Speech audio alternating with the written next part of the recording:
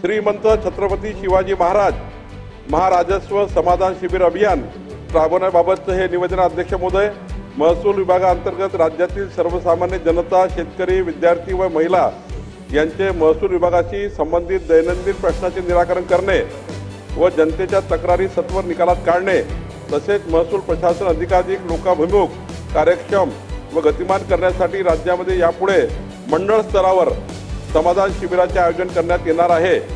जिल्हा वार्षिक योजनेमधून गतिमान प्रशासन तथा आपत्कालीन व्यवस्थेचे बळकटीकरण अंतर्गत मंडळ स्तरावर हे अभियान राबवण्यात येणार असून त्यांचे नामकरण श्रीमंत छत्रपती शिवाजी महाराज महाराजस्व समाधान शिबिर अभियान असे करण्यात आले आहे।